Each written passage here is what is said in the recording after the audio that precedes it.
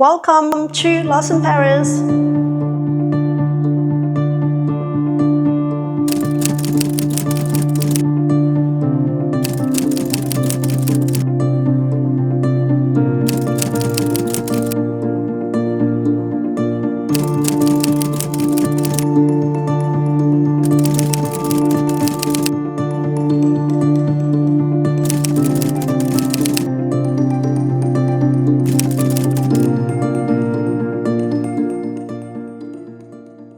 I'm Chuu, with more than 15-year experience as a full-time artist, now living in Paris. The Louvre, the Louvre, the Louvre. The biggest museum in the world. I live in Paris, I paint, and I talk about art and go to the museum. If I make this channel without going to the Louvre, I don't think it's gonna be complete. So, the Louvre today.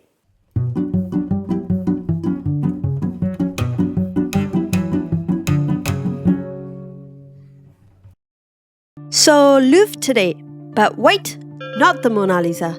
Sorry, she can keep her mysterious smile for another day. Today, I'm skipping the tourist checklist and going straight to an exhibition that feels closer to my own world.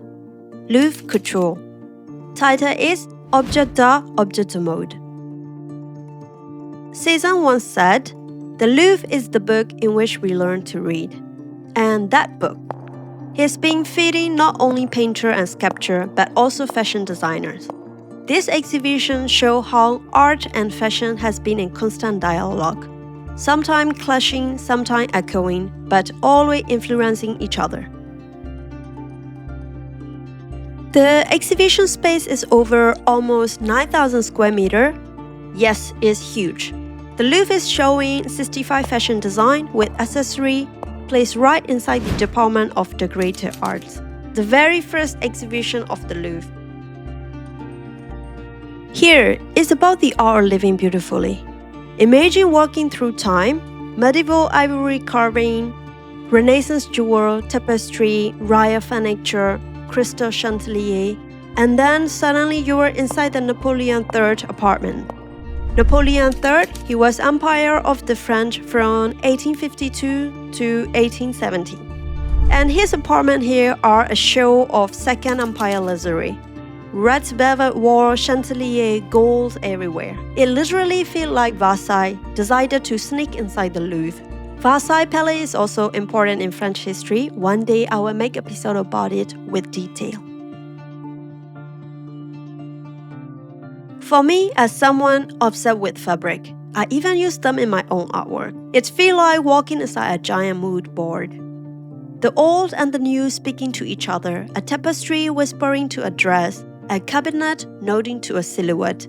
And I thought, yeah, this is exactly how creativity works. You collect, you mix, you recycle, and you make something new. It feels like the Louvre just gave me permission to keep doing what I already do in my paintings.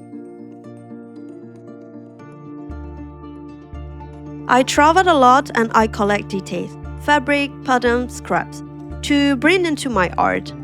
And you realize that every designer from Chanel to Balenciaga was basically remixing history.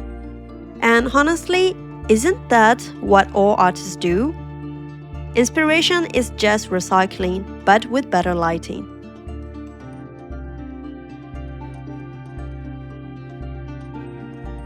And right in the middle of all that, couture dresses. Dior gowns standing in front of 18th century mirror, Chanel detail, Renaissance enamel, a sculpture of Balenciaga silhouette, and the painter Celine, once made for empires. It's blend perfectly.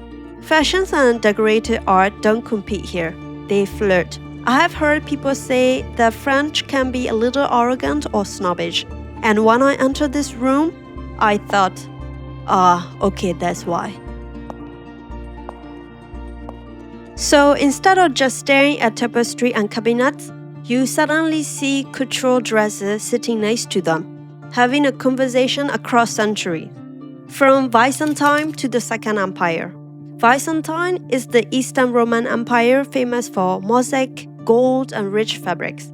And the Second Empire was under Napoleon III's time in the mid-1800s, full of grandeur and style. At the point, you realize fashion isn't just about seasonal trend. It is history stitched into fabric. I explained a lot about fashion and history in my World episode, the beginning of haute couture in Paris. If you haven't watched it yet, go check it out. It will help you see the society, history, and political behind fashion. These pieces aren't shown in randomly. They are carefully paired with the museum's masterpiece. And it makes sense. Fashion and art have always shared the same playground. Craftsmanship, ornamentations, the obsession with detail.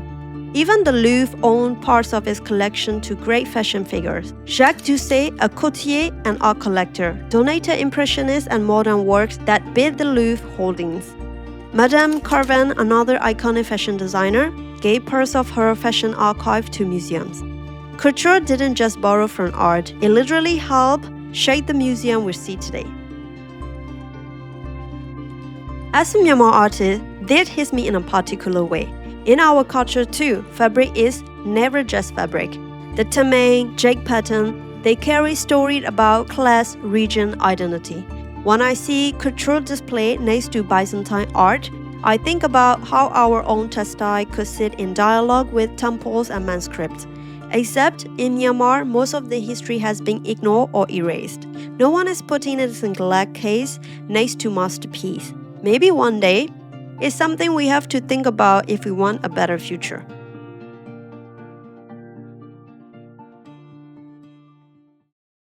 Now, before all scream and ask, yes, I did stop to see the Mona Lisa. Hi, Mona Lisa, quick smile, quick crowd selfie, because I know the question is coming. How can you go to the Louvre and not see her? One day I will do a video about her and the other masterpiece, but not today. Now, enjoy the art on the way to go to Mona Lisa.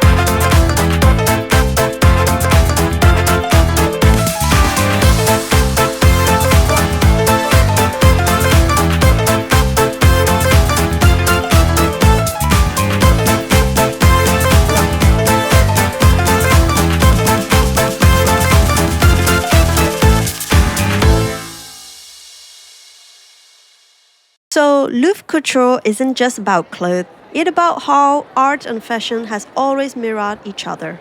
Through politics, wealth, power, beauty. Standing here, I felt like I wasn't just visiting an exhibition, but flipping through history dressed up as fabric. Let me ask you a question before ending this episode. When people look at our clothes, our fabric, our art today, what story will they see in the future? Thank you so much for watching. See you until the next episode. A bientôt. Au revoir.